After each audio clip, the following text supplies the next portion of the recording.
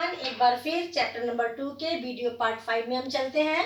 अशोक का धम्म, अशोक के धम्म के बारे में हम वीडियो पार्ट 4 में आपसे डिस्कस कर चुके हैं। तो अशोक के धम्म के प्रमुख सिद्धांत के बारे में इसमें हम देखते हैं। सबसे पहले क्या था, इनके प्रमुख सिद्धांत थे अशोक के धम्म के। क्या था? सबसे बड़ों का सम्मान करना। देखिए, अशोक के धम्म में कोई नई बातें नहीं लिखी गई हैं, वही सारे धर्मों के अच्छी बातों का निचोड़ है। सब वही सारी बातें लिखी हैं जो हम जानते हैं, लेकिन अशोक ने जगह जगह स्तंभ लेख, शिलालेखों पे उत्कीर्ण करवा के अपनी जनता को इन बातों को फिर से याद दिलाने की कोशिश की, ताकि जनता का नैतिक उत्थान हो सके। तो क्या था? पहला, बड़ों का सम्मान करना। अशोक के धम्म में क्या था? बड़ों का सम्मान करना, छोटों से प्रेम करना, सत्य और अहिंसा। सत्य, देखिए कितनी अच्छी बातें लिखी गई हैं, जो हमारे गांधी जी भी सत्य अहिंसा की बात करते हैं, बाद में करते थे। उसको अशोक ने भी बहुत पहले ये बात कह चुके हैं। अशोक सत्य और अहिंसा। पांचवा क्या है? दान। छठा, सच्चे रीति रिवाज, ऐसे रीति रिवाज जो सच्चे हो, अच्छे हो, समाज के लिए बहुत अच्छे हो। धार्मिक सहनशीलता। आप जानते हैं कि अशोक का जो धम्म था वो सभी धर्मों के लिए मान्य था, सभी धर्म के लोग उसको मानते थे, क्योंकि उसमें किसी विशेष धर्म की बातें बहुत ज्यादा नहीं लिखी गई थी, ना किसी ऐसी बात पे जोर दिया गया था जिसे दूसरे धर्म को मानने में कोई प्रॉब्लम हो। सारी ही बातें ऐसी थी जिसे सभी धर्म के लोग बड़े प्यार से उसको मानते थे, उनकी बातों का अनुसरण करते थे। धार्मिक सहनशीलता, पाप रहित जीवन, ये सब बातें सभी धर्मों में कही जाती हैं। पाप रहित जीवन, आत्म परीक्षण। उन्होंने कहा कि अपना आत्म परीक्षण भी समय समय पर आपको करना चाहिए, ताकि आपको समझ में आए कि हमसे क्या सही हो रहा है, क्या गलत हो रहा है, कहाँ हम गलत जा रहे हैं और क्या ठीक कर रहे हैं। तो आत्म परीक्षण भी बहुत जरूरी है। ये आपके जो पॉइंट है, ये है अशोक के धम्म के प्रमुख सिद्धांत। अब हम अशोक के धम्म के पश्चात अशोक के अभिलेखों के बारे में जानते हैं। अशोक के धम्म के प्रचार में भी इन अभिलेखों का बहुत महत्वपूर्ण योगदान रहा। सबसे पहले अभिलेख होते क्या है? अभिलेख पत्थर, धातु, बर्तन या किसी कठोर सतह पे जो लेख उत्कीर्ण किए जाते हैं, उन्हें हम क्या कहते हैं?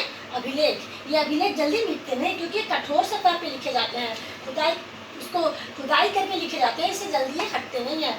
तो अशोक का अभिलेख, अशोक के जीवन में अभिलेखों का बड़ा महत्वपूर्ण योगदान है, क्योंकि अशोक के विषय में, यहाँ तक कि मौर्य साम्राज्य के विषय में जो हम जानकारी प्राप्त करते हैं, राजनीतिक इतिहास जो एक प्राप्त होता है उनके बारे में, उसमें अभिलेखों का बहुत महत्वपूर्ण योगदान है। क्योंकि अभिलेखों का उत्कीर्णन की शुरुआत किसने करी? सबसे पहले अशोक ने ही की। भारत में अशोक के समय अभिलेखों का बहुत ज़्यादा उल्लेख मिलता है, बहुत ज़्यादा अभिलेख इनके समय के हमें मिले हैं। और ये अभिलेख कहाँ पे होते हैं? पत्थर, धातु, बर्तन या कठोर सतह पे लिखे लेख को हम क्या कहते हैं? अभिलेख। अभिलेखों का अध्ययन। अब अभिलेखों का अध्ययन कैसे होता है? पुरालेख शास्त्र कहते हैं। अभिलेखों के अध्ययन को क्या कहते हैं? पुरालेख शास्त्र, जिसको एपिग्राफी भी कहते हैं। अभिलेख क्या है? एक स्थायी प्रमाण है। अभिलेख जो होता है, चूंकि कठोर सतह पे लिखा हुआ होता है, इसलिए इसमें कोई हम हेरफेर नहीं कर सकते हैं। एक स्थायी प्रमाण है, साहित्यिक प्रमाण की तरह कभी भी हम इसमें लिखने में हेरफेर हमारा नहीं हो सकता। एक बहुत महत्वपूर्ण बात इसकी है, स्थायी प्रमाण। अभिलेख क्या है? एक स्थायी प्रमाण है, जो लिखा गया है बहुत साल पहले। आज भी यदि उत्खनन के दौरान हमें कोई शिलालेख, कोई प्रस्तर, कोई लेख मिलता है, तो वही लिखा होगा जो उस समय लिखा होगा, उसमें कोई हेरफेर नहीं होता है, इसलिए इसे एक स्थायी प्रमाण भी कहते हैं। पुरातात्विक साधनों में सर्वाधिक महत्वपूर्ण ये अभिलेख। पुरातात्विक साधन बहुत हैं, लेकिन उसमें हमारा ये जो अभिलेख है वो एक महत्वपूर्ण भूमिका निभाता है। सबसे ज़्यादा हमारी जो है महत्वपूर्ण जो योगदान है पुरातात्विक स्रोतों में, वो किसका है? अभिलेख होता है, क्योंकि ये उत्कीर्ण हुआ रहता है, तत्कालीन शासक के बारे में लिखा हुआ होता है, बहुत सारी तिथियाँ भी इसमें होती हैं, इसलिए हमें डेट डिसाइड करने में भी काफ़ी महत्वपूर्ण सुविधा होती है। तो अभिलेखों का क्या है? पुरातात्विक साधनों में इसका एक महत्वपूर्ण योगदान है। काल निर्धारण, अभिलेखों से क्या होता है? तिथि होती है, उसमें तिथि से हम तत्कालीन राजा का क्या समय था, कब तक शासन किया, उसके बारे में हम जान लेते हैं। इसके साथ साथ मान लो किसी अभिलेख में तिथि नहीं है, तो उसके लेखन शैली से, अभिलेख की जो लेखन शैली है, लेखन शैली से भी हम जान जाते हैं तत्कालीन शासक के बारे में, कौन शासक था, किस शासनकाल का ये अभिलेख है, ये लेखन शैली से हम जान जाते हैं। तो अभी मैंने बताया था आप लोगों को कि अभिलेख होता क्या है, अभिलेखों का हमें फायदा क्या है, अभिलेखों से कैसे हम तिथि वगैरह निर्धारित करते हैं राजाओं की। इसके पश्चात हम अशोक के अभिलेख पे मुख्य रूप से हमारा फोकस है, क्योंकि अशोक के अभिलेख से मौर्य वंश के इतिहास को जानने में हमें बहुत सुविधा होती है।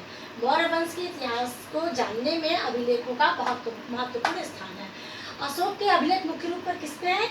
मुख्य रूप से शिलाओं पर, प्रस्तर के पालिशदार शीर्षयुक्त स्तंभ पर और गुफाओं की दीवार पर उनके लेखों को उत्कीर्ण किया गया है। तो अशोक के जो अभिलेख हैं कहाँ पर पाए गए? मुख्य रूप से शिलाओं पर, प्रस्तर के पालिशदार शीर्षयुक्त स्तंभ और गुफा की दीवारों पर। इनके अभिलेखों को 3 भागों में बांट दिया गया है: महाशिलालेख, लघु शिलालेख और स्तंभ लेख।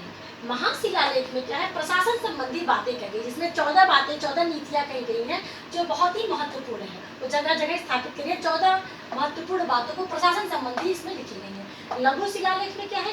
अशोक के व्यक्तिगत जीवन से संबंधित बातें इसमें लिखी गई है। किसमें?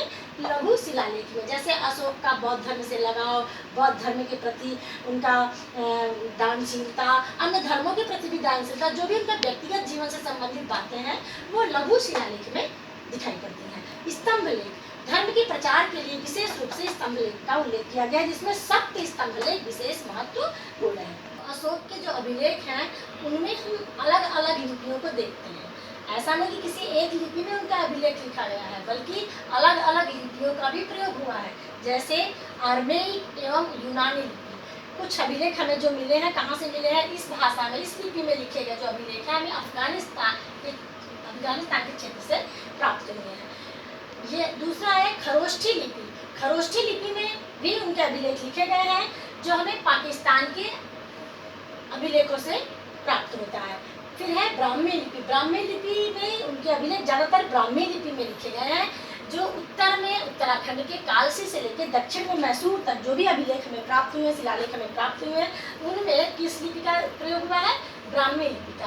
अब हम आपको बताएंगे कि ब्राह्मी लिपि को सबसे पहले किसने पढ़ा और कब पढ़ा, ये कैसे लिखी जाती है, और इसके बाद हम खरोष्ठी लिपि पे आके अशोक की लिपि को समाप्त करेंगे। सबसे पहले हम देखते हैं ब्राह्मी लिपि। ब्राह्मी लिपि कैसे लिखी जाती थी? बाएं से दाएं। ब्राह्मी लिपि बहुत महत्वपूर्ण है।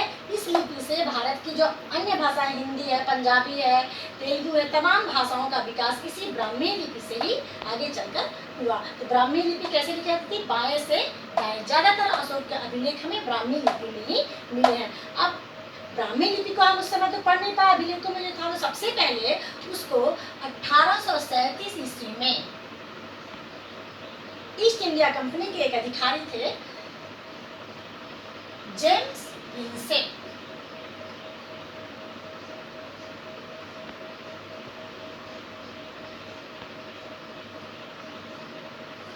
ब्राह्मी लिपि को सबसे पहले किसने पढ़ा?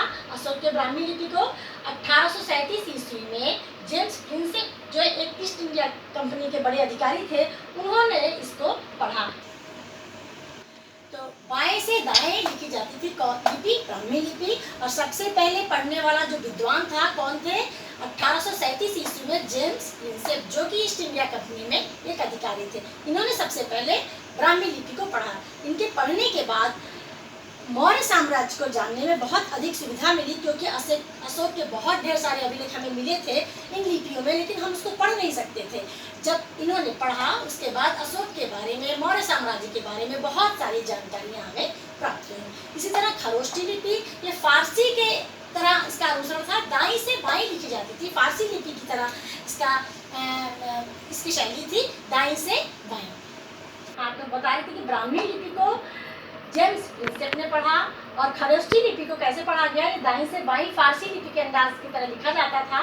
और इसको कैसे, जो इंडो ग्रीक शासक थे उनके जो ढेर सारे सिक्के हमें प्राप्त हुए थे उत्खनन के दौरान, उन सिक्कों पर यूनानी और खरोष्ठी लिपि में जो कुछ भी अभिलेख लिखे थे। अब उसमें का मिलान करके विद्वानों ने यूनानी और खरोष्ठी दोनों लिपियों का प्रयोग किया गया था, जो इंडो ग्रीक शासक थे उनके सिक्कों पर। तो उनके सिक्कों पर यूनानी और खरोष्ठी दोनों ही लिखा गया था। तो उन दोनों का मिलान करके विद्वान खरोष्ठी लिपि को पढ़ने में सक्षम हुए। इस तरह अशोक की लिपि को पढ़ा गया, जाना गया, और इनके जानने के बाद एक मौर्य वंश का जो इतिहास था उसके बारे में हमें विस्तृत जानकारी मिली इन अभिलेख और लिपियों को पढ़े जाने से। अब ये वीडियो पार्ट 5 आपका समाप्त होता है। नेक्स्ट वीडियो में आगे की बात करेंगे इसी चैप्टर से, क्योंकि ये चैप्टर बहुत बड़ा है। आप देखते रहिए, इसके कई पार्ट बनेंगे, वीडियो पार्ट। और वीडियो देखने के बाद आप इसको लाइक और सब्सक्राइब जरूर करें, बेल भी बजाएं, ताकि आगे के वीडियो का नोटिफिकेशन आपके पास जाता रहे। तब तक के लिए खुश रहिए, स्वस्थ रहिए।